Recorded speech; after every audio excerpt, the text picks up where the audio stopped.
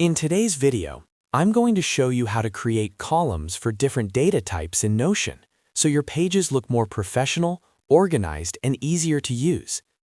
This is perfect if you're working with things like empathy maps, dashboards, notes, or any layout where you want text, headings, and data to sit side by side instead of stacked vertically.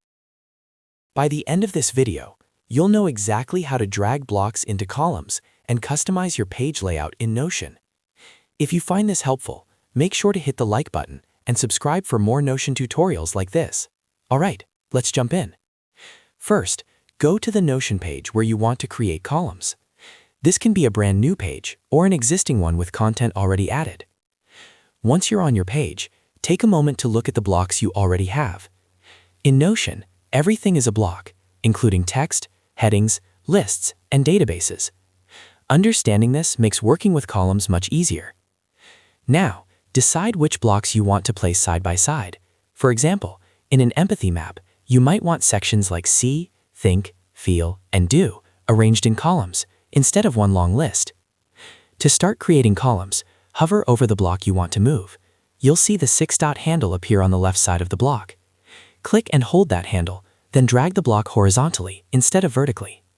As you drag it, you'll notice a vertical blue line appear. This blue line shows where the column will be created.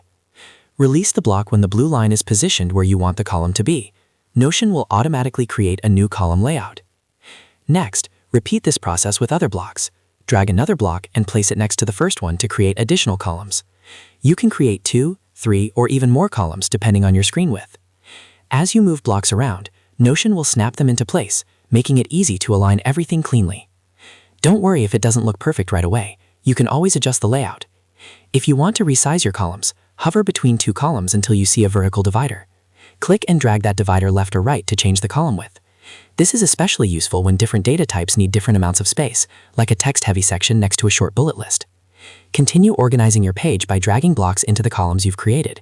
You can move headings, text, checklists, and even embedded content into columns. This helps make your page visually balanced and much easier to scan. Take a moment to review your layout and make small adjustments until everything looks clean and professional. Once you're done, you'll have a Notion page with clearly defined columns for different data types, making your content more structured and user-friendly. This simple technique can completely change how your pages look and feel. And that's it. You've successfully learned how to create columns for different data types in Notion and organize your page like a pro. If this video helped you, make sure to hit that like button and subscribe to the channel for more Notion tips, tutorials, and productivity guides. Thanks for watching, and I'll see you in the next video.